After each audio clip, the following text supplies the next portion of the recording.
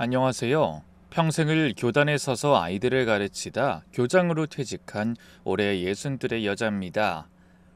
남들 보기에는 정년까지 무사히 마치고 연금 받으며 편안한 노후를 보내는 참 복받은 인생처럼 보일 겁니다. 네, 맞습니다. 저 역시 제 인생에 만족하며 살아왔습니다. 하지만 단 하나, 제 인생의 가장 큰 자랑이자 유일한 걱정거리인 아들 녀석의 일을 겪고 나니 지난 세월이 모두 꿈만 같이 느껴지더군요. 일찍이 남편과 사별하고 저는 오직 아들 하나만 바라보며 살아왔습니다. 행여나 아비 없는 자식이라는 소리 들을까봐 아이 교육만큼은 누구보다 엄하게 시켰습니다. 제 평생의 신념을 모두 쏟아부어 아이를 키웠고 다행히 아들은 제 기대를 저버리지 않았습니다.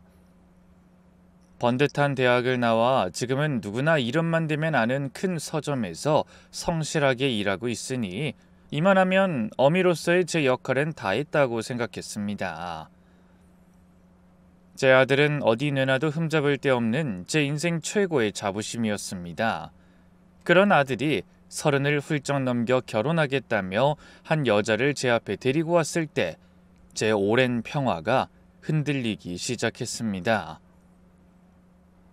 며느리가 될 아이는 자신을 동화 작가라고 소개했습니다. 참하고 선한 인상에 말 한마디 한마디가 조심스러웠지만 저는 그 아이가 마음에 들지 않았습니다. 아들 말로는 며느리가 꽤 괜찮은 집안 출신인데 어릴 때부터 문학 쪽으로 가겠다고 고집을 부리다 가족들과 사이가 틀어졌다고 하더군요. 그 말이 제 귀엔 어딘지 모르게 이상하게 들렸습니다. 아무리 꿈이 중요하다고 한들 저를 키워준 부모 형제를 등지고 산다는 것이 제 가치관으로는 도저히 이해가 되지 않았기 때문입니다. 선계야, 꼭 저 아이여야만 하겠니? 어딘지 모르게 그늘이 있어 보여서 엄만 마음에 걸린다. 제가 조심스럽게 반대 의사를 내비치자 평생 제 말에 순종하던 아들이 처음으로 제게 단호하게 말하더군요. 어머니, 제가 사랑하는 사람입니다. 저 사람의 아픔까지 제가 전부 보듬어주고 싶어요. 자식 이기는 부모 없다는 말이 있지 않습니까? 제 아들이 저토록 확신에 차서 말하는데 제가 더는 무슨 수로 반대를 하겠습니까? 결국 저는 두 손 들고 그 아이를 며느리로 받아들일 수밖에 없었습니다. 하지만 마음 한구석의 찝찝함은 쉬이 가시질 않았습니다. 그때 제 불길한 예감을 조금 더 믿었어야 했는데 그 결혼이 우리 가족 모두를 지옥으로 끌고 들어갈 비극의 시작이 될 줄은 꿈에도 상상하지 못했습니다. 결혼 후 며느리는 겉으로 보기엔 흠잡을 데 없는 아내이자 엄마였습니다. 아침 일찍 일어나 제 아들의 아침상을 차리고 저녁이면 현관에서 아들을 맞이했죠. 제게도 안부 전화를 잇는 법이 없었고 주말이면 곧잘 손주를 데리고 저희 집을 찾아왔습니다. 하지만 저는 그 살가운 행동들 속에서 미묘한 거리감을 느꼈습니다. 마치 잘 짜인 각본을 연기하는 배우처럼 며느리의 모든 행동에는 넘지 말아야 할 선이 그어져 있는 것 같았달까요? 그 아이의 웃음 뒤에는 제가 감히 들여다볼 수 없는 깊고 어두운 그늘이 항상 드리워져 있었습니다. 무엇보다 제 마음에 걸렸던 것은 바로 제 손주 은우였습니다. 이제 겨우 7살 난 아이는 나이답지 않게 말이 없고 늘 조용했습니다. 제품에 안겨 재롱을 부리기보다는 구석에 앉아 무언가를 끄적이는 것을 더 좋아하는 아이였죠. 처음에는 그저 내성적인 성격이겠거니 하고 대수롭지 않게 넘겼습니다. 하지만 그 침묵이 어딘가 부자연스럽다는 것을 깨닫기까지는 그리 오랜 시간이 걸리지 않았죠. 하루는 제가 아들네 집에 반찬을 좀 챙겨주러 들렀습니다. 며느리는 저를 반갑게 맞으며 차를 내왔고 아들 녀석은 오랜만에 엄마가 왔다며 제 옆에 앉아 이런저런 이야기를 늘어놨죠. 그 사이 손주 녀석은 여느 때와 같이 거실 한쪽 구석에 자리를 잡고 스케치북에 얼굴을 묻고 있었습니다. 저는 잠시 화장실에 다녀오겠다며 자리에서 일어났습니다. 그리고 거실을 지나치다 아이의 스케치북에 무심코 시선을 던졌습니다. 그 순간 저는 그 자리에 얼어붙고 말았습니다. 아이의 스케치북에는 온통 시커먼 색으로 칠해진 성이 그려져 있었습니다. 높고 뾰족한 성의 가장 꼭대기 창문에는 눈물만 뚝뚝 흘리고 있는 작은 공주님이 갇혀 있었죠. 그리고 그 성 앞에는 눈도 코도 입도 없는 거대한 괴물이 공주님을 지키듯 버티고 서 있었습니다. 아이의 그림이라고 하기에는 너무나도 기괴하고 어두운 기운이 가득했습니다. 평생 아이들을 봐온 교사로서의 제 직감이 소리치고 있었습니다. 이것은 단순한 상상이 아니다. 아이가 느끼는 공포와 절망이 담긴 마음의 비명이라는 것을요. 저는 떨리는 손으로 스케치북을 넘겼습니다. 다음 장에도 그 다음 장에도 온통 똑같은 그림뿐이었습니다. 시커먼 성, 우는 공주, 얼굴 없는 괴물. 은우야, 이건 누굴 그린 거니? 제가 아이의 어깨를 잡고 묻는 순간이었습니다. 부엌에서 제 목소리를 들었는지 며느리가 쏜살같이 달려왔습니다. 그리고 제 손에 들린 스케치북을 보더니 얼굴이 새하얗게 질려서는 그것을 획 낚아채 가더군요. 어머님, 애들 상상력에 너무 의미부여하지 마세요. 며느리의 목소리는 날카롭게 떨리고 있었습니다. 마치 들켜서는 안 될 비밀이라도 들킨 사람처럼 아이의 스케치북을 가슴에 품고 저를 노려보는데 그 눈빛이 어찌나 차갑고 방어적이었는지 저는 저도 모르게 뒷걸음질을 쳤습니다. 그 예민하고도 과격한 반응은 제 마음속 의심의 불씨에 기름을 붓는 격이었습니다. 그날 이후 저는 며느리의 행동 하나하나를 유심히 살피게 되었습니다. 하지만 며느린 언제 그랬냐는 듯 다시 상냥한 며느리의 가면을 쓰고 제 앞에서는 흠잡을 데 없는 모습을 보였죠. 손주 역시 제 앞에서는 스케치북을 꺼내는 일이 없었습니다. 마치 그날의 일은 우리 모두의 기억 속에서 지워진 듯 했습니다. 하지만 제 마음속에 피어난 의심의 싹은 시간이 지날수록 점점 더 크게 자라나고 있었습니다. 그러던 어느 날 아들 녀석이 잔뜩 상기된 목소리로 제게 전화를 걸어왔습니다. 어머니, 채아가 드디어 해냈어요.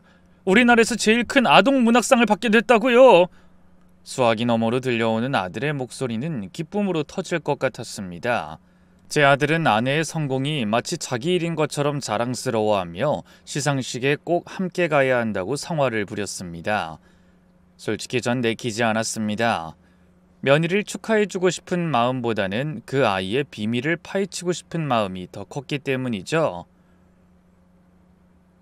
하지만 아들의 기쁨에 찬물을 끼얹을 순 없어 저는 마지못해 시상식에 따라 나섰습니다. 시상식은 아주 화려했습니다. 제 생각보다 더 많은 기자들과 출판계 인사들로 북적였고 그 중심에서 환하게 빛나는 며느리는 제가 알던 그늘진 모습과는 전혀 다른 사람이었습니다. 처음 보는 아름다운 드레스를 차려입고 자신감 넘치는 미소를 짓는 며느리를 보며 아들은 연신 내 아내가 저렇게 대단한 사람이라며 어깨를 으쓱였죠. 드디어 며느리가 상을 받기 위해 무대 위로 올라갔습니다. 조명이 쏟아지는 무대 위에서 며느리는 떨리는 목소리로 수상 소감을 말하기 시작했습니다. 가족에 대한 감사, 그리고 작품에 대한 이야기, 평범한 수상 소감이 이어지던 그때였습니다. 며느리는 소감 말미에 전혀 예상치 못했던 한 남자의 이름을 언급했습니다. 그리고 제가 이 자리에 설 수 있도록 오랫동안 묵묵히 저를 후원해 주신 최강민 관장님께 이 영광을 돌립니다. 최강민 관장? 처음 듣는 이름이었습니다. 제 고개가 갸우뚱해지는 순간 며느리를 찍던 카메라는 바로 앞자리에 앉아있던 한 중년 남자를 비췄습니다. 값비싼 양복을 차려입은 남자는 기름기가 번들거리는 얼굴로 만족스러운 미소를 지으며 무대를 향해 가볍게 고개를 끄덕였습니다. 그 모습에 저는 저도 모르게 온몸에 소름이 돋는 것을 느꼈습니다. 성규야, 저 사람은 누구니? 아, 최 관장님이요. 채아 오랜 후원자세요. 아버지 돌아가시고 힘들 때부터 채아 재능을 알아보고 도와주신 아주 고마운 분이래요. 아들은 대수롭지 않게 말했지만 제 눈에는 그 모든 것이 이상하게만 보였습니다. 남자가 며느리를 바라보던 그 눈빛, 그것은 재능 있는 작가를 대견하게 바라보는 후원자의 눈빛이 아니었습니다. 마치 잘 만들어진 자신의 소유물을 흐뭇하게 바라보는 듯한 오만하고도 섬뜩한 눈빛이었죠. 손주의 스케치북에 그려져 있던 얼굴 없는 괴물, 그 형체가 어쩌면 저 남자가 아닐까 하는 끔찍한 생각이 제 머릿속을 스쳐 지나갔습니다. 시상식이 끝나고 며칠 뒤였습니다. 그날 밤따라 유난히 잠이 오지 않아 뒤척이고 있는데 머리맡에 둔 전화기가 요란하게 울렸습니다. 화면에는 며느리의 이름이 떠 있었습니다. 이 밤중에 무슨 일인가 싶어 덜컥 겁이 났습니다. 아가, 무슨 일이니? 어머님, 죄송해요. 이렇게 늦은 시간에. 은우가 갑자기 열이 펄펄 끓어요. 온몸이 불덩이 같아요. 수화기 너머로 들려오는 며느리의 목소리는 공포에 질려 심하게 떨리고 있었습니다. 옆에서는 아이의 가쁜 숨소리가 들려오는 듯했죠. 하필이면 아들 녀석은 그날 도저히 취소할 수 없는 지방 출장을 떠난 뒤였습니다. 정신 똑바로 차리고 들어라. 일단 아이 옷부터 벗기고 미지근한 물수건으로 몸을 닦아줘. 난 지금 바로 그리로 가마. 저는 옷을 꿰어 입고 급하게 택시를 잡아 아들네 집으로 향했습니다.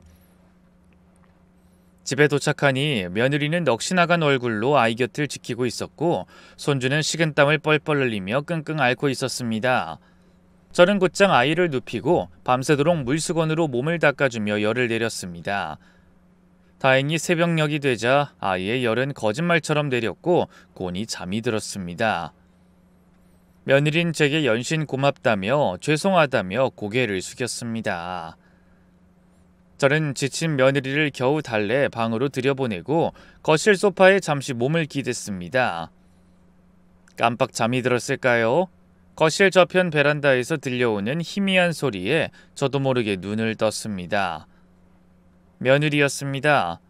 그 아이는 잠든 줄 알았는데 베란다 구석에 쪼그려 앉아 누군가와 숨죽여 통화를 하고 있었습니다. 네, 알고 있습니다. 하지만 은우가 너무 아팠어요. 정말이에요. 며느리의 목소리는 금방이라도 울음이 터질 것처럼 위태로웠습니다. 저도 모르게 숨을 죽이고 귀를 기울였죠. 제발 은우는 건드리지 마세요. 제가 다 할게요. 다 시키는 대로 할 테니까. 이번 주말까지 어떻게든 마련할게요. 네, 꼭. 전화를 끊은 며느리는 그 자리에 주저앉아 어깨를 들썩였습니다. 아이가 깰까봐 소리도 내지 못하고 입술을 깨물며 터져나오는 울음을 삼키는데 그 모습이 어찌나 처절하고 위태로워 보이던지 저는 그 모습을 어둠 속에서 숨죽여 지켜보며 온몸에 피가 차갑게 식는 것을 느꼈습니다. 은우는 건드리지 마세요. 돈을 마련하겠다. 그 몇 마디가 제 머릿속을 헤집어놨습니다. 시상식장에서 봤던 그 남자의 번들거리던 얼굴, 손주의 스케치북에 그려져 있던 얼굴 없는 괴물, 그리고 지금 눈앞에서 절망에 빠져 우는 며느리의 모습. 흩어져 있던 조각들이 하나로 맞춰지며 끔찍한 그림이 완성되고 있었습니다. 저것은 단순한 후원 관계가 아니다. 저 아이는 지금 보이지 않는 무언가에 단단히 올가매어 있구나. 그 사실을 깨닫는 순간 저는 제 앞에 거대한 비극이 다가오고 있음을 직감했습니다. 그날 이후 저는 뜬 눈으로 밤을 새우기 일쑤였습니다. 며느리의 울음 섞인 목소리와 돈을 마련하겠다던 그 절박한 한마디가 귓가에서 떠나질 않았습니다.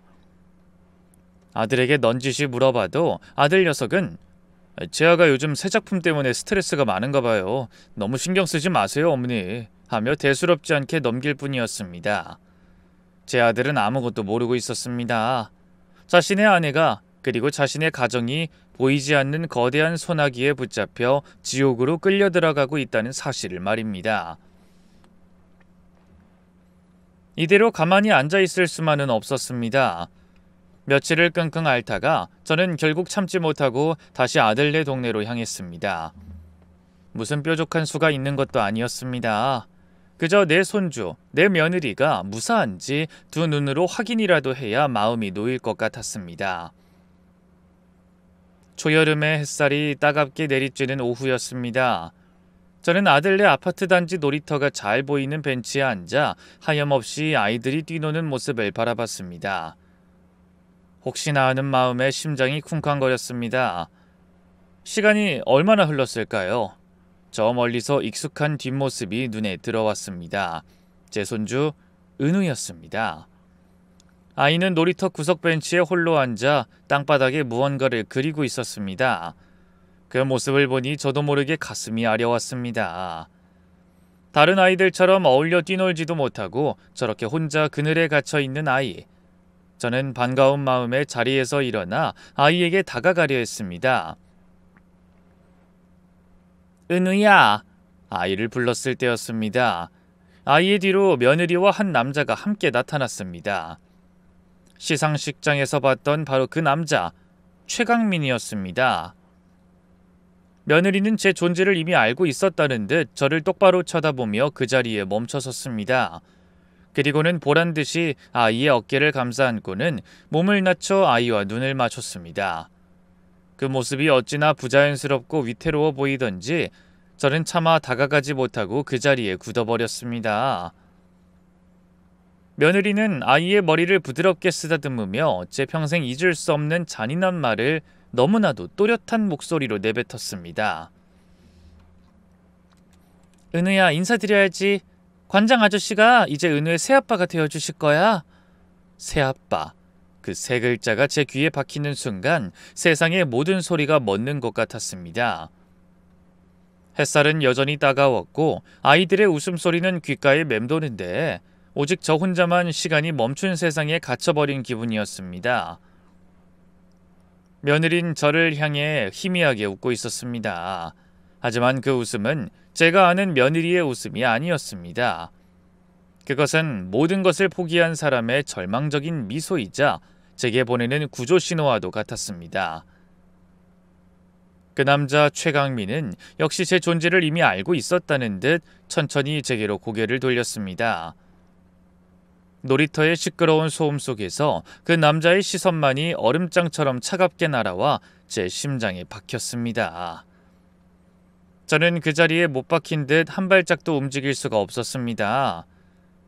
도망쳐야 한다는 생각과 제 아이들을 이대로 둘 수 없다는 생각이 머릿속에서 뒤엉켜 한바탕 전쟁을 치렀습니다.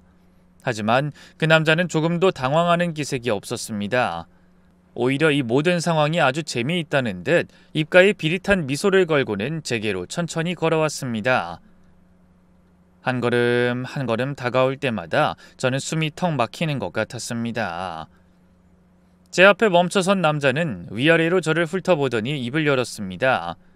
그 목소리는 겉보기엔 아주 정중했지만 그 안에는 서늘한 칼날이 숨겨져 있었습니다. 어머님 오셨습니까? 우리 채아가 늘 이야기하던 분이시군요. 그 한마디에 저는 온몸에 피가 차갑게 식는 것을 느꼈습니다. 우리 채아. 제 며느리를 마치 자신의 소유물인 양 부르는 그 호칭이며 모든 것을 알고 있다는 듯한 그 여유로운 태도. 저것은 단순한 후원자가 며느리의 시어머니에게 보일 수 있는 태도가 아니었습니다. 저는 대답할 수 없었습니다. 입을 열면 비명이라도 터져나올 것 같아 그저 입술만 꾹 깨물고 서 있을 뿐이었습니다. 제 그런 모습을 보며 남자는 더욱 만족스러운 미소를 지었습니다. 그 눈빛은 제게 똑똑히 말하고 있었죠. 당신 며느리도 당신 손주도 이제 다 내 옆에 있습니다. 당신이 할 수 있는 건 아무것도 없습니다. 저는 그 순간 손주 녀석의 스케치북에 그려져 있던 얼굴 없는 괴물의 정체를 깨달았습니다. 바로 제 눈앞에 서 있는 이 남자였습니다. 며느리의 삶을 올가매고 제 손주의 영혼에까지 검은 그림자를 들이온 악마. 그 악마가 이제는 제 아들의 자리까지 뺏으려고 하고 있었습니다. 온몸이 부들부들 떨려왔지만 저는 이를 악물고 버텼습니다. 여기서 무너지면 제 아들과 손주, 그리고 저 불쌍한 며느리까지 모두 제 악마의 소나기에 넘어가게 될 테니까요. 저는 평생을 지켜온 교사로서의 자존심과 제 새끼를 지켜야 하는 어미로서의 본능으로 그 남자의 오만한 시선을 피하지 않고 마주섰습니다. 저는 대답 대신 제 며느리의 얼굴을 바라봤습니다. 며느리는 금방이라도 쓰러질 것처럼 새파랗게 질린 얼굴로 아무 말 없이 서 있기만 했습니다. 하지만 그 순간 며느리가 저를 밀어내기 위해 일부러 더 잔인한 말을 내뱉으리라고는 상상조차 하지 못했습니다. 제 시선을 피하던 며느리는 결심이라도 한 듯 갑자기 제 눈을 똑바로 쳐다봤습니다. 그리고는 일부러 더 차갑고 가시돋친 목소리로 제 가슴에 평생 아물지 않을 상처를 후벼 파는 말을 내뱉었습니다. 어머님 똑똑히 들으세요. 사실 은우 선교씨 아이 아니에요. 여기 이분 최 관장님 아이예요. 그러니까 이제 그만 저희 인생에서 빠져주세요. 그 말이 무슨 뜻인지 이해하는 데까지는 그리 오랜 시간이 걸리지 않았습니다. 머릿속이 새하얘지고 세상이 발밑으로 꺼지는 듯한 감각. 평생을 반듯하게 살아온 제 인생이 송두리째 부정당하는 기분이었습니다. 귓가에서는 윙하는 소리가 울리고 눈앞이 아찔해져 비틀거리는 몸을 겨우 가누었습니다. 하지만 저는 평생을 교단에서 아이들을 봐온 사람입니다. 잘못을 저지르고 거짓말을 하는 아이들의 수많은 눈빛을 봐왔습니다. 저는 본능적으로 며느리의 눈을 다시 들여다봤습니다. 어느덧 며느리도 나이를 먹긴 했지만 아직도 아이 같은 그 눈은 불륜을 저지르고 시어머니 앞에서 뻔뻔하게 구는 여자의 눈이 아니었습니다. 그 눈동자는 공포와 절망으로 미세하게 아주 철저하게 떨리고 있었습니다. 저를 향한 독을 품은 말을 내뱉으면서도 그 눈은 제게 살려달라고 도와달라고 비명을 지르고 있었습니다. 그 순간 저는 모든 것을 깨달았습니다. 이것은 진실이 아니다. 이 아이는 지금 벼랑 끝에 몰려 스스로를 파괴하는 방식으로 저와 제 아들을 지키려 하고 있구나. 저 악마 같은 놈에게서 우리를 떼어놓기 위해 일부러 악녀가 되길 자처하고 있구나. 한밤중에 은우는 건드리지 말라며 울부짖던 그 목소리, 스케치북에 담겨있던 손주 녀석의 공포, 모든 조각이 맞춰지며 며느리가 처한 지옥의 실체가 어렴풋이 보이기 시작했습니다. 저는 아무 말도 하지 않았습니다. 지금 제가 여기서 소리를 지르거나 매달리는 것은 저 악마의 소나기에 놀아나는 것밖에 되지 않는다는 것을 알았기 때문입니다.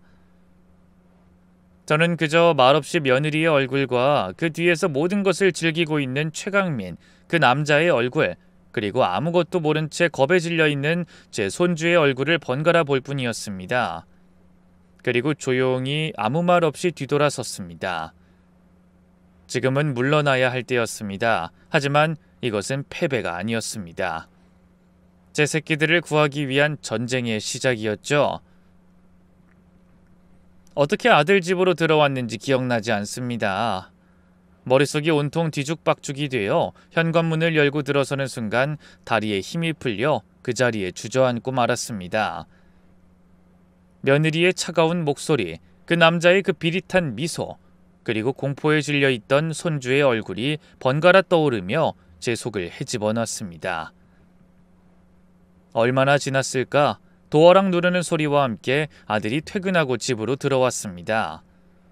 거실에 불도 켜지 않은 채 넋이 나간 사람처럼 앉아있는 저를 보고 아들 녀석이 깜짝 놀라 달려왔습니다.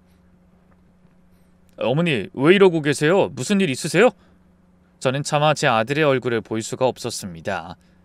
이 잔인한 사실을 제 입으로 직접 전해야 한다는 사실이 너무나도 고통스러웠습니다. 하지만 언제까지고 숨길 순 없는 노릇이었죠. 저는 떨리는 목소리로 오늘 낮에 있었던 일을 전부 털어놨습니다. 놀이터에서 며느리와 최광민을 마주친 일, 그리고 며느리가 제게 내뱉었던 그 끔찍한 말까지 하나도 빼놓지 않고요. 선규야, 네 처가 그러더구나. 은우가 네 아이가 아니라고. 그 남자 아이라더구나. 제 말이 끝나자 아들은 한동안 아무 말이 없었습니다. 그저 믿을 수 없다는 표정으로 저를 멍하니 바라볼 뿐이었죠. 그러더니 갑자기 미친 사람처럼 웃기 시작했습니다. 어머니 지금 무슨 농담을 하시는 거예요? 채아가 그럴 리가 없잖아요. 뭔가 오해가 있었겠죠. 네? 어머니가 채아를 처음부터 마음에 안 들어 하셨으니까. 이제 와서 괜한 오해하시는 거잖아요. 아들은 현실을 믿고 싶지 않은 듯 애써 제 말을 부정했습니다. 저는 그런 아들을 보며 가슴이 미어졌지만 정신을 차려야 했습니다. 오해가 아니다. 네 처가 내 눈을 똑바로 보고 똑똑히 말했어. 그러니 지금이라도 가서 직접 확인해 보거라.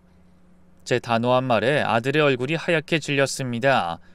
그는 떨리는 손으로 휴대폰을 꺼내들어 어디론가 전화를 걸었습니다.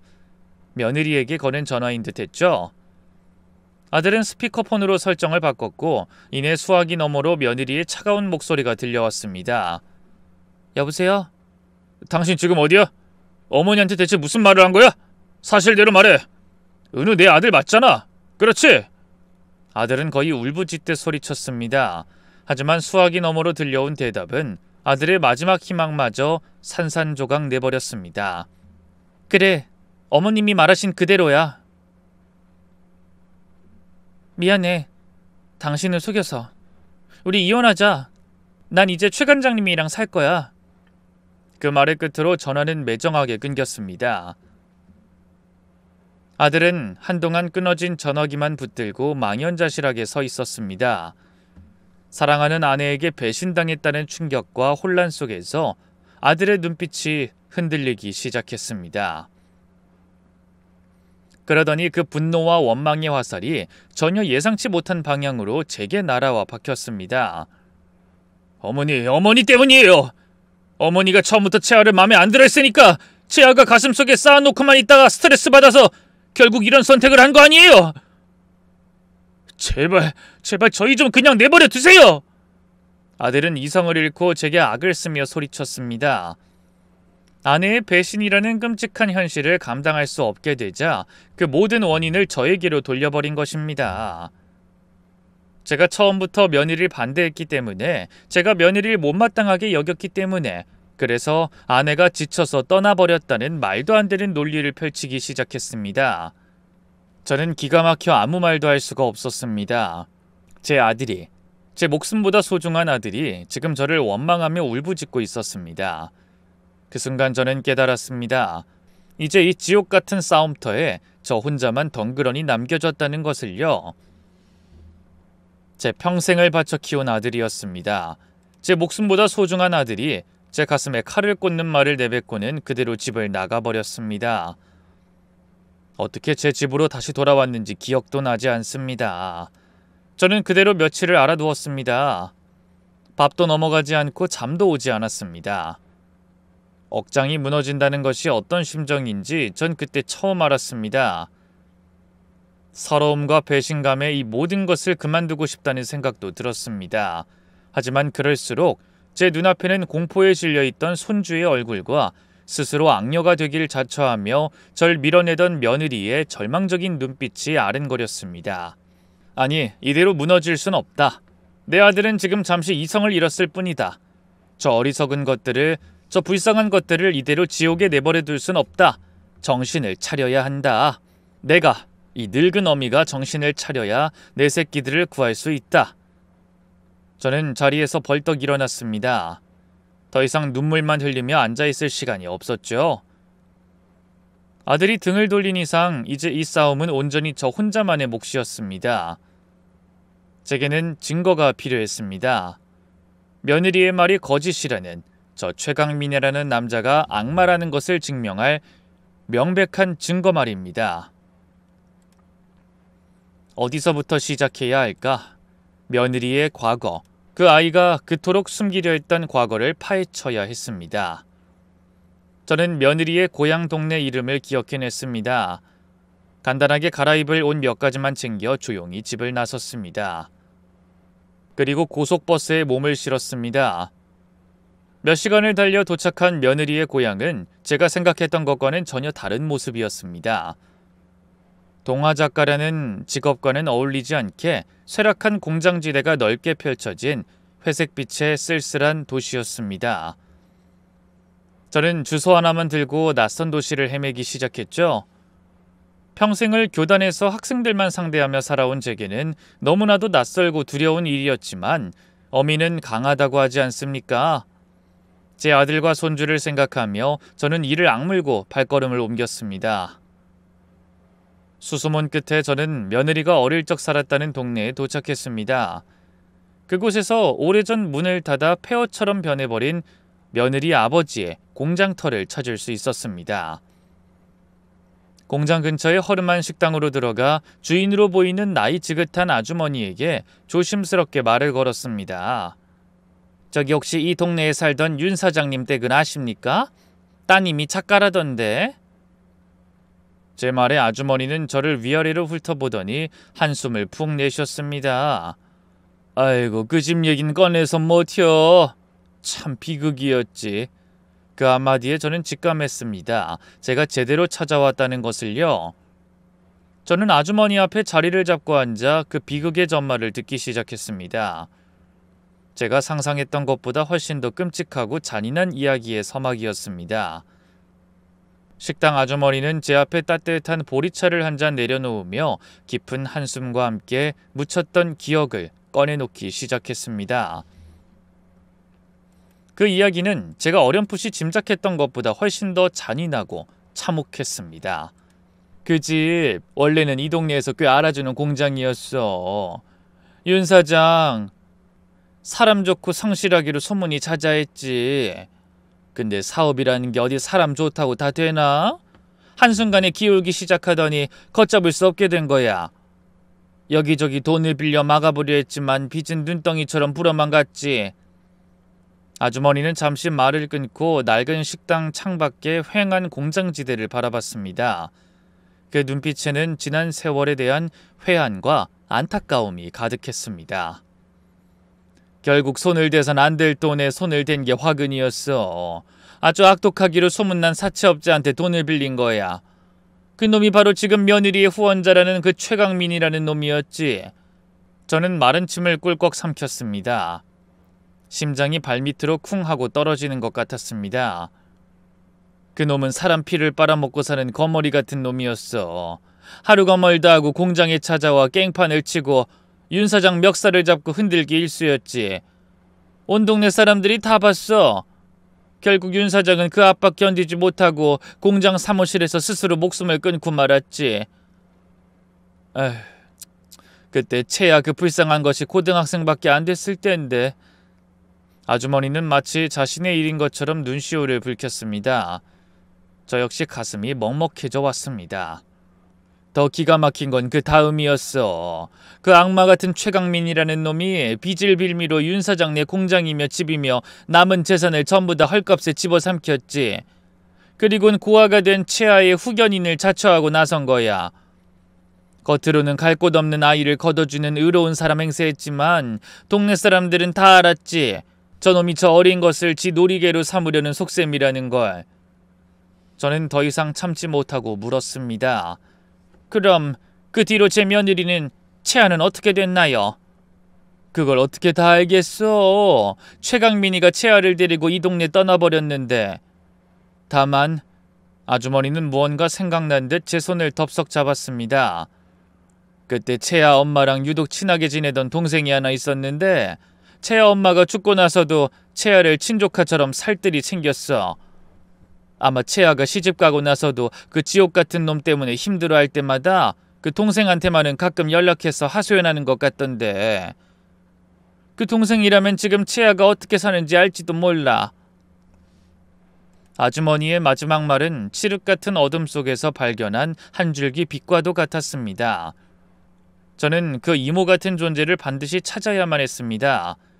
그 사람만이 이 모든 비극의 실타래를 풀 수 있는 유일한 열쇠였습니다. 저는 식당 아주머니에게 몇 번이고 고개를 숙여 감사 인사를 하고 그 여자의 연락처를 받아들고 그 길로 바로 나섰습니다. 아주머니가 알려준 주소는 낡은 연립주택들이 다닥다닥 붙어있는 비좁은 골목길의 끝에 있었습니다. 굳게 닫힌 철문을 몇 번이고 두드린 끝에 40 후반으로 보이는 한 여자가 경계심 가득한 얼굴로 문을 열었습니다. 제가 며느리의 이름을 대자 여자는 저를 위아래로 훑어보더니 차갑게 말했죠. 그런 사람 모릅니다. 돌아가세요. 여자는 그대로 문을 닫으려 했습니다.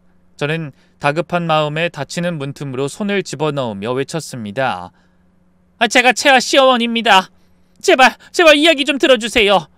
우리 며느리 이대로 두면 정말 큰일 나요. 제 절박한 외침에 여자의 눈빛이 흔들렸습니다. 잠시 저를 빤히 쳐다보던 여자는 깊은 한숨을 내쉬며 저를 집 안으로 들였습니다. 좁고 어두운 집 안에서 우리는 한참 동안 아무 말 없이 서로를 마주보고 앉아 있었습니다. 침묵을 깬 것은 여자였습니다. 그 아이 요즘도 많이 힘들어합니까? 그 한마디에 저는 참고 있던 눈물을 터뜨리고 말았습니다. 저는 그동안 있었던 모든 일을 여자에게 털어놨습니다. 며느리의 불안한 모습, 손주의 이상한 그림, 그리고 최강민이 새아빠를 자처하며 나타난 그날의 일까지. 제 이야기가 길어질수록 여자의 얼굴은 점점 더 하얗게 질려갔습니다. 그리고 마침내 여자는 눈물을 터뜨리며 그동안 며느리에게 들어왔던 모든 비밀을 제게 털어놓기 시작했죠. 그 악마 같은 놈, 결국 채아 마지막 행복까지 부수려고 하는군요. 여자의 말에 따르면 며느리는 결혼 후에도 최강민의 손아귀에서 벗어나지 못했다고 합니다. 그 지옥 같은 고통 속에서 유일하게 기댈 곳이 없었던 며느리는 가끔 이 여자에게 전화를 걸어 자신의 처지를 하소연하며 버텨왔던 겁니다. 그놈은 채아 인생의 모든 것을 통제했어요. 채아가 성규 씨를 만나 결혼하겠다고 했을 때 그놈은 겉으론 허락하는 척했지만 뒤로는 더 잔인한 덫을 놨어요. 그 증거가 바로 그 계약서예요. 계약서라뇨? 채아가 그러더군요. 혹시 자기가 잘못될 경우를 대비해서 그 악마 같은 계약서를 은우 방에 있는 고민형 등에 꿰매서 숨겨뒀다고요. 세상에서 가장 안전한 곳이라고 하면서요. 저는 그 길로 여자에게 작별 인사를 하는 둥 마는 둥 미친 사람처럼 뛰쳐나왔습니다. 그리고 곧장 아들네 집으로 달려갔습니다. 손주의 고민형, 그 안에 모든 진실이 담겨 있었습니다. 저는 손주방으로 달려가 손주와 며느리가 곤히 잠들어 있는 것도 무시한 채 다짜고짜 아이가 가장 아끼는 낡은 고민형의 등을 마구잡이로 뜯었습니다. 그리고 그 안에서 낡고 변색된 서류 봉투 하나를 찾아냈습니다. 떨리는 손으로 봉투를 열자 그 안에는 채무 상속 및 후견 계약서라는 제목의 문서가 들어 있었습니다. 미성년자였던 며느리가 아버지의 모든 사채빚을 법적으로 상속받고 최강민은 그 후견인이 되어 며느리의 모든 경제활동과 수입을 관리한다는 사실상의 평생 노예 계약서였습니다. 그 계약서는 며느리의 영혼을 올가맨 지옥의 족쇄였죠. 손에 쥔 낡은 계약서는 천근만근처럼 무거웠습니다. 저는 그 지옥의 증거물을 품에 안고 곧장 아들이 머물고 있는 작은 숙소로 향했습니다. 며칠 전 집을 나간 아들은 회사 근처에 방을 얻어 지내고 있었습니다. 문을 열고 들어서자 방 안은 술병과 담배 연기로 자욱했죠. 제 반듯하고 자랑스럽던 아들은 완전히 망가져 있었습니다. 제가 내민 계약서를 받아둔 아들의 손이 사시나무처럼 떨렸습니다. 한 줄 한 줄 끔찍한 진실을 읽어내려가는 아들의 얼굴에서 핏기가 사라지고 그 자리에는 배신감과 죄책감 그리고 감당할 수 없는 분노가 뒤섞여 폭풍처럼 휘몰아쳤습니다. 이게 다 사실이었어. 아들은 계약서를 구겨진 채 짐승처럼 울부짖었습니다.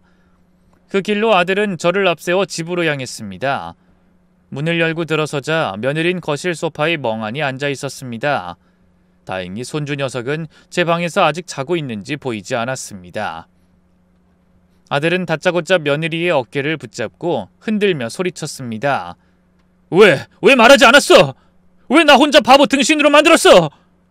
당신이 그 지옥 속에서 허우적거릴 때 난 당신 옆에서 웃고 떠들고 있었단 말이야. 내가 얼마나 한심하고 비참한지 알아? 아들의 절규에 며느린 참아왔던 눈물을 터뜨리며 무너져 내렸습니다. 아들은 붉게 충혈된 눈으로 며느리를 노려보며 가장 아픈 부분을 찔렀습니다. 그래서 은우가 내 아들이 아니라고 한 거야? 그것도 거짓말이었어? 내 아들 맞아 아니야? 똑바로 말해! 그제야 며느린 오열하며 진실을 고백했습니다. 맞아. 당신 아들 맞아. 은우는 우리 아들이야. 그땐 당신이랑 어머니를 그 사람한테서 떼어내려고, 그래야 당신들이 안전할 것 같아서 그래서 그랬어. 미안해 여보. 정말 미안해. 며느린 아들의 바짓가랑이를 붙잡고 애원하며 용서를 빌었습니다. 그 모습을 지켜보는 제 가슴은 갈갈이 찢어지는 것 같았습니다. 아들은 그런 며느리의 손을 차갑게 뿌리치고는 그대로 안방으로 들어가 문을 걸어 잠갔습니다. 저는 이대로 아들을 혼자 둘 수 없다는 생각에 집에 함께 머물기로 했습니다. 그 후 꼬박 하룻밤 동안 아들은 식음을 전폐하고 방 안에서 나오지 않았습니다. 며느린 죄인처럼 손주방에 틀어박혀 있었고 집안에는 숨막히는 정적만이 흘렀습니다. 저는 거실 소파에서 뜬 눈으로 밤을 새우며 방문 너머로 들려오는 아들의 고통스러운 신음소리를 들어야만 했습니다. 다음 날 드디어 안방문이 열리고 헬쑥해진 아들이 걸어 나왔습니다. 하룻밤 사이 제 아들은 완전히 다른 사람이 되어 있었습니다. 눈빛은 깊어졌고 얼굴엔 강철 같은 의지가 서려 있었습니다. 아들은 제 앞에 와서 섰습니다. 어머니, 저 채아 용서 못할 것 같아요. 평생을 속았다는 이 배신감 아마 죽을 때까지 잊지 못할 겁니다. 아들의 목소리는 낮고 차갑게 가라앉아 있었습니다. 저는 아무 말 없이 아들을 바라봤죠. 하지만 내 아들을 그리고 내 가정을 파괴한 그놈은 내 손으로 반드시 끝장내야겠습니다. 어머니, 저 좀 도와주십시오. 그 순간 저는 알 수 있었습니다. 제 아들이 드디어 기나긴 혼란과 고통의 터널을 지나 한 집안의 가장으로서, 한 아이의 아비로서 자신의 운명과 맞설 싸울 준비를 마쳤다는 것을요. 아들의 그 차가운 결심을 확인한 순간 저는 더 이상 울지 않았습니다. 지금은 슬퍼하고 절망할 때가 아니었습니다. 내 아들이 자기 가정을 지키기 위해 칼을 들었습니다. 그렇다면 저 역시 어미로서 기꺼이 아들의 방패가 되어줘야 했습니다. 그날 이후 아들은 임시로 머물던 회사 근처에 숙소를 정리하고 다시 며느리와 손주가 있는 제 집으로 돌아갔습니다. 물론 그 집으로 돌아가는 아들의 발걸음이 편치만은 않았을 겁니다. 자신을 속인 아내와 한 공간에 머문다는 것은 살을 애는 듯한 고통이었을 테니까요. 하지만 아들은 피하지 않았습니다. 그곳은 이제 더 이상 아내의 집이 아닌 자신이 지켜내야 할 아들과 자신의 보금자리였기 때문입니다. 집으로 돌아온 아들은 며느리와 단 한마디도 섞지 않았습니다. 며느리는 죄인처럼 고개를 숙인 채 아들의 눈치만 살필 뿐이었죠. 그 숨막히는 침묵 속에서 저와 아들은 조용히 복수를 계획하기 시작했습니다. 어머니, 그놈을 확실하게 끝장내려면 우리 손으로 직접 증거를 들이밀어야 합니다. 놈이 절대 빠져나가지 못하도록 가장 방심한 순간에 덫을 놔야 해요. 아들의 눈빛은 차갑게 빛나고 있었습니다. 우리는 최강민 그자를 끌어낼 가장 완벽한 시나리오를 짜기 시작했죠. 그것은 바로 아들이 모든 것을 포기한 것처럼 위장하는 것이었습니다. 며칠 후 아들은 굳은 얼굴로 그 남자에게 전화를 걸었습니다. 저는 아들 녀석의 옆에서 숨을 죽인 채 통화 내용을 들었습니다. 최 관장님, 접니다. 드릴 말씀이 있습니다. 아들의 목소리는 일부러 패배자의 것처럼 힘없이 떨리고 있었습니다. 다 들었습니다. 채아와 관장님 사이의 관계, 그리고 은우에 대한 이야기까지요. 이제 저도 다 포기했습니다. 제가 낄 자리가 아니더군요. 수화기 너머로 최강민의 나지막한 웃음소리가 들려오는 듯했습니다. 아들은 잠시 말을 끊었다가 마지막 카드를 꺼내들었습니다. 채아와는 이혼하겠습니다. 은우의 양육권도 모두 관장님께 넘기겠습니다. 다만 그동안 제 아내와 아들을 돌봐주신 것에 대한 감사 인사는 직접 뵙고 드리고 싶습니다. 마지막으로 식사라도 한번 대접하게 해주시죠. 모든 것을 손에 넣었다고 생각한 그는 아들의 제안을 의심 없이 받아들였습니다. 그는 승리자의 여유를 부리며 자신이 정한 날짜와 장소를 통보했습니다. 전화를 끄는 아들의 얼굴은 분노로 일그러져 있었습니다. 하지만 그 눈에는 반드시 원수를 갚고야 말겠다는 도끼 또한 서려 있었습니다. 그렇게 지옥의 만찬을 위한 모든 준비가 끝났습니다. 약속한 날 우리는 최강민 그 남자가 정한 호텔의 최고급 중식당으로 향했습니다. 그 화려함 속에서 우리 세 사람은 사형장으로 끌려가는 죄인처럼 무거운 발걸음을 옮겼습니다. 제 아들은 텅 빈 눈으로 허공을 보고 있었고 며느린 고개를 숙인 채 손만 떨고 있었습니다. 저는 두 아이의 뒤에서 마지막 결전을 앞둔 장수처럼 굳은 표정으로 걸음을 옮겼습니다. 잠시 후 방 안으로 그 남자가 의기양양한 표정으로 들어섰습니다. 그는 제 아들의 어깨를 두드리며 마치 자비라도 베푸는 듯한 목소리로 말했습니다. 하하, 너무 상심하지 말게. 인생사 다 그런 거 아니겠나? 자네처럼 능력 있는 젊은이가 어찌 우리 채아 하나에 목을 매나? 더 좋은 여자 만나면 되지. 그 위선적인 위로에 제 아들은 대답 대신 주먹을 꽉 쥘 뿐이었습니다. 식사가 시작되고 남자는 마치 이 자리의 주인이 된 것처럼 행동했습니다. 그는 며느리에게 채아야, 이건 네가 좋아하는 거지? 많이 먹어라 하며 음식을 챙겨주는 척했고 제 아들에게는 성교 씨는 아직 젊어서 잘 모르겠지만 이 세상엔 돈으로 안 되는 게 없다네. 자네도 이번 기회에 똑똑히 배웠을 테지 하며 모욕적인 말을 서슴지 않았습니다. 저는 그저 말없이 그 모든 광경을 지켜봤습니다.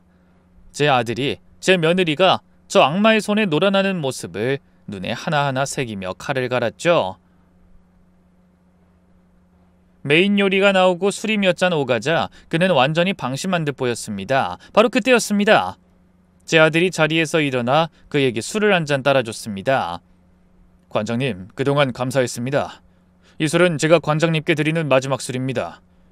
아들의 그 말을 신호로 저는 품 안에 숨겨뒀던 서류 봉투를 꺼내 테이블 위로 던졌습니다. 채무 상속 및 후견 계약서, 그 끔찍한 단어들이 최강민의 눈앞에 펼쳐졌습니다.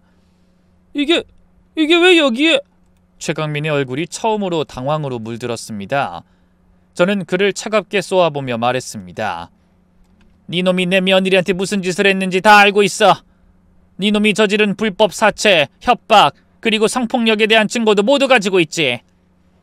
하! 이게 다 무슨 소리야? 이 늙은이가 노망이 났나? 채아야, 네가 말해봐. 이게 다 무슨 말도 안 되는 소리냐고? 궁지에 몰린 최강민이 며느리에게 소리쳤습니다. 그 순간 고개를 숙이고 떨고만 있던 며느리가 처음으로 고개를 들었습니다. 그리고 눈물로 얼룩진 얼굴로 지난 수십 년간 억눌려왔던 진실을 토해내기 시작했습니다. 맞아요. 전부 사실이에요. 이 사람은 제 인생을 망가뜨린 악마예요. 저희 아버지를 죽음으로 몰고 가고 저를 평생 노예처럼 부려먹었어요. 이 모든 건 강요에 의한 것이었습니다. 며느리의 울음 섞인 절규가 방 안에 울려 퍼졌습니다. 그 처절한 고백에 최강민의 얼굴이 흉측하게 일그러졌습니다. 모든 것이 끝났다는 것을 그는 그제야 깨달은 듯 보였습니다. 그 순간 굳게 닫혀있던 방문이 열리고 기다렸다는 듯이 경찰들이 들이닥쳤습니다. 모든 것은 저와 제 아들이 미리 계획해둔 대로였습니다. 최강민 씨, 불법 채권 추심 및 협박, 감금 등의 혐의로 긴급 체포합니다. 변명은 서해 가서 하십시오. 경찰의 말에 최강민의 흉측하게 일그러진 얼굴에 처음으로 당황한 기색이 스쳤습니다. 하지만 그것도 잠시, 그는 언제 그랬냐는 듯 다시 오만한 미소를 지으며 수갑을 채우려는 경찰의 손을 거칠게 뿌리쳤습니다. 이거 놔! 당신들 내가 누군지 알아? 감히 나한테 수갑을 채워? 내가 당신들 서장하고 밥도 먹고 사우나도 같이 가는 사이야! 그는 마지막까지 발악하며 자신의 부와 권력을 과시했습니다. 그러고는 수갑이 채워진 채 끌려나가면서도 며느리를 향해 섬뜩한 저주를 퍼부었습니다. 윤채야, 네가 감히 나를 배신해? 넌 내 손바닥 안에서 절대 벗어날 수 없어! 내가 여기서 나가면 너랑 네 가족들 전부 다 무사하지 못할 줄 알아. 두고 봐! 그 악마의 마지막 말을 끝으로 방 안에는 잠시 정적이 흘렀습니다. 길고 길었던 악연이 드디어 끝났다는 안도감에 며느린 그 자리에 주저앉아 오열했고 제 아들은 그런 아내의 어깨를 말없이 감싸 안았습니다. 모든 것이 제자리를 찾는 듯 보였죠. 하지만 그것은 더 길고 지독한 싸움의 시작을 알리는 서막에 불과했습니다. 최강민은 체포된 지 얼마 지나지 않아 국내 최고의 로펌을 변호인으로 선임했습니다. 돈으로 무엇이든 할 수 있다고 믿는 그놈은 자신의 죄를 덮기 위해 물쓰듯 돈을 쏟아붓기 시작했습니다. 그놈의 변호사들은 교묘하게 법망을 빠져나가며 저희가 제시한 증거들을 하나씩 반박하기 시작했습니다. 그 지옥 같던 노예 계약서는 재능 있는 작가를 위한 합법적인 후원 계약으로 둔갑했습니다. 며느리가 당했던 수많은 협박과 폭력은 연인 사이의 사소한 다툼으로 치부됐죠. 심지어 그들은 며느리가 제 아들과 결혼한 후에도 최강민과 부적절한 관계를 유지해온 파렴치한 여자며 후원금이 끊기자 앙심을 품고 이런 일을 꾸민 것이라는 말도 안 되는 거짓말까지 늘어났습니다. 세상은 저희 편이 아니었습니다. 경찰 조사는 지지부진했고 저희는 오히려 가해자의 변호사들에게 불려다니며 수모를 겪어야 했습니다. 그 과정에서 저희 가족은 세상의 차가운 시선과 무분별한 손가락질에 그대로 노출됐죠. 저희의 이야기는 그저 돈과 욕망이 뒤엉킨 자극적인 삼류 드라마로 소비될 뿐이었습니다. 그렇게 저희 가족의 길고도 지루한 싸움이 시작됐습니다. 눈앞의 적은 사라졌지만 보이지 않는 거대한 벽이 저희 앞을 가로막고 있었죠. 그 벽 앞에서 우리 가족은 또다시 절망의 문턱을 넘어야만 했습니다. 재판이 길어지면서 또 다른 전쟁터가 시작됐습니다. 우리 세 사람은 서로에게 더 깊은 상처를 내며 서서히 무너져 내리고 있었습니다. 아들은 아내의 얼굴만 봐도 치밀어 오르는 배신감에 몸서리를 쳤고 며느린 그런 아들 앞에서 죄인처럼 숨만 죽이고 살았습니다. 한 집에 살면서도 두 사람은 투명한 유리벽을 사이에 둔 것처럼 서로를 스쳐 지나갈 뿐이었습니다. 집안에는 살얼음 같은 정적만이 흘렀고 그 냉기는 제 뼛속까지 시리게 만들었습니다. 솔직히 고백하자면 저 역시 처음엔 제 아들의 편이었습니다. 아무리 안타까운 과거가 있었다고 한들 그 모든 것을 속이고 제 아들과 결혼한 며느리가 밉고 원망스러웠습니다. 어떻게 내 아들에게 이런 끔찍한 짐을 지게 할 수 있단 말인가. 밤마다 잠 못 이루고 괴로워하는 아들을 볼 때마다 제 마음속에서는 며느리를 향한 원망이 불쑥불쑥 고개를 쳐들었습니다. 하지만 그 미움도 그 원망도 어느 날 밤의 광경 앞에서 눈 녹듯 사라지고 말았습니다. 그날도 저는 아들과 함께 재판 준비를 하다 거실 소파에서 뜬 눈으로 밤을 새우고 있었습니다. 그때 손주방에서 희미한 흐느낌이 들려왔습니다. 조용히 방문을 열어보니 며느리가 잠든 아이의 머리맡에 엎드려 소리 없이 울고 있었습니다. 아이의 작은 손을 붙잡고 미안해, 엄마가 미안해 하며 어깨를 들썩이는데 그 모습이 너무나도 가여워서 차마 지켜볼 수가 없었습니다. 그 순간 저는 깨달았죠. 저 아이 역시 제 아들만큼이나 고통받고 있는 피해자라는 것을요. 그 지옥 같은 시간을 홀로 견뎌온 며느리의 고통, 그리고 제 손주를 지키기 위해 악마와 싸워온 그 처절한 모성애를 제가 어찌 미워할 수 있겠습니까? 이대로 우리 가족이 서로를 원망하며 무너지는 것은 그 악마 최강민이 가장 바라는 결과일 터였습니다. 다음 날 아침, 저는 두 아이를 제 앞에 앉혔습니다. 먼저 제 아들에게 말했습니다. 선규야, 네가 받은 상처가 얼마나 큰지 이 어미가 어찌 모르겠니? 하지만 채아는 가해자가 아니라 피해자다. 그리고 넌 이제 한 아이의 아빠야. 네 상처보다 네 가정을 지키는 것이 먼저다. 그리고 눈물만 뚝뚝 흘리는 며느리에게도 말했습니다. 아가, 네가 겪은 고통을 내가 감히 다 안다고 말할 순 없겠지. 하지만 혼자 모든 걸 짊어지려 했던 것은 네 잘못이다. 이제라도 네 남편 믿고 우리와 함께 싸워야 한다. 저는 더 이상 망설이지 않았습니다. 평생을 교단에서 아이들을 지키고 학교를 이끌어왔습니다.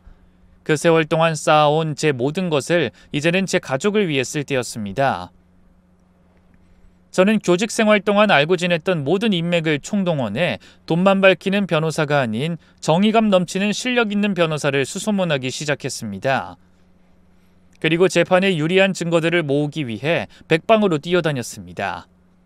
이 지옥 같은 싸움에서 제가 기꺼이 제 아들과 며느리의 방패가 되어주리라 굳게 마음먹었죠. 제가 변호사를 수소문하고 증거를 모으기 위해 동분서주하는 동안 아들과 며느리 사이의 얼음장 같은 벽은 아주 조금씩 녹기 시작했습니다. 제가 나서서 싸우는 모습을 보며 두 아이는 더 이상 서로를 원망하고 있을 수만은 없다는 것을 깨달은 듯 했습니다. 아들은 아내의 재판에 꼬박꼬박 동행하며 곁을 지켰고 며느린 그런 아들에게 의지하며 조금씩 안정을 되찾아갔습니다. 제가 평생의 인맥을 동원해 찾아낸 변호사는 돈이 아닌 사람을 보는 진짜 변호사였습니다. 그는 저희의 기구한 사연에 함께 분노하며 최강민의 죄를 입증하기 위해 밤낮을 가리지 않고 매달렸습니다. 며느리의 이모 역시 재판의 증인으로 출석하여 며느리가 겪어온 지옥 같은 세월을 눈물로 증언해줬습니다. 그렇게 길고 지루했던 법정 싸움의 마지막 날이 밝았습니다. 재판정의 공기는 무겁게 가라앉아 있었고 저는 아들과 며느리의 손을 꼭 잡고 판결을 기다렸습니다. 피고인석에 앉은 최강민 그 남자는 마지막 순간까지도 자신의 죄를 뉘우치지 않고 오만한 표정으로 우리를 쳐다보고 있었습니다. 드디어 판사가 무거운 입을 열었습니다. 피고인 최강민, 재판부는 피고인이 우월한 지위를 이용하여 피해자를 장기간에 걸쳐 착취하고 협박과 폭력을 행사한 점, 그리고 그 죄질이 매우 불량하고 반성의 기미가 없는 점을 고려하여 징역 15년을 선고한다. 땅땅땅. 판사의 선고가 내려지는 순간 저는 저도 모르게 눈물을 쏟고 말았습니다. 15년. 며느리가 고통 속에서 살아온 수십 년의 세월에 비하면 너무나도 짧은 시간이지만 그래도 법이 우리의 편에 서주었다는 사실에 감사했습니다. 최강민은 판결에 불복하며 법정에서 난동을 부렸지만 결국 강제로 퇴장당했습니다. 그 악마가 사라진 법정에서 우리 세 사람은 한참 동안 서로를 부둥켜 안고 울었습니다. 재판정을 나오자 눈부신 햇살이 우리를 맞았습니다. 아들은 말없이 며느리의 손을 꼭 잡아줬습니다. 완벽한 용서는 아니었을 겁니다. 하지만 기나긴 싸움을 함께 이겨낸 전우애와 같은 그보다 더 끈끈한 무언가가 두 사람 사이에 자리 잡고 있었습니다. 그 모습을 보며 저는 비로소 지옥 같던 터널의 끝이 보이기 시작했음을 느꼈습니다. 모든 폭풍이 지나간 후 우리 가족은 이전과는 다른 모습으로 새로운 출발선에 섰습니다. 최강민 그자는 죗값을 치르게 되었지만 그가 남긴 상처는 우리 가족의 마음속에 깊이 새겨져 있었습니다. 아들은 여전히 아내에게 서먹하게 굴었고 며느린 그런 아들 앞에서 늘 죄인처럼 고개를 숙였습니다. 두 사람의 상처가 너무나도 깊어 예전처럼 돌아가기엔 너무나 많은 시간이 필요해 보였습니다. 저는 두 아이가 이대로 무너지는 것을 지켜볼 수만은 없었습니다. 두 사람 사이에 놓인 얼음장 같은 벽을 녹이기 위해 매 주말마다 두 사람과 손주를 저희 집으로 불렀습니다. 처음엔 어색해하던 두 아이도 손주를 핑계로 한두 번씩 집에 들르기 시작했죠. 전 그저 묵묵히 따뜻한 밥을 지어 먹였습니다. 다 함께 거실에 앉아 텔레비전을 보고 손주 녀석의 재롱을 보며 억지로라도 웃는 시간을 만들었습니다. 그렇게 아주 조금씩 우리 집에는 다시 희미한 온기가 돌기 시작했습니다. 가장 큰 변화는 손주에게서 나타났죠. 심리치료를 받으며 안정을 되찾은 아이는 어느 날 제게 스케치북을 한 권 들고 와 자랑스럽게 펼쳐 보였습니다. 그 안에는 더 이상 시커먼 성도, 우는 공주도 얼굴 없는 괴물도 없었습니다. 대신 환하게 웃고 있는 엄마와 아빠, 그리고 할머니의 모습이 그려져 있었습니다. 세 사람이 손을 꼭 잡고 무지개가 뜬 언덕을 오르는 그림이었습니다. 그 그림을 본 순간 아들과 며느리는 서로를 마주봤습니다. 그리고 아주 오랜만에 두 사람의 얼굴에 희미한 미소가 떠올랐죠. 아이의 순수한 그림이 두 사람의 얼어붙은 마음을 녹여준 것입니다. 물론 우리 가족이 예전처럼 완벽한 행복을 되찾았다고 말할 수는 없을 겁니다. 하지만 이제 우린 압니다. 상처는 서로를 보듬어 안을 때 비로소 희미해진다는 것을요. 지금 우리 가족은 그렇게 서로의 상처를 보듬고 아주 조금씩 다시 진짜 가족이 되어가는 중입니다. 제 기구한 사연이 지금 이 순간에도 고통받고 있는 누군가에게 작은 용기와 희망이 되길 바라며 이만 줄이겠습니다. 들어주셔서 정말 감사합니다.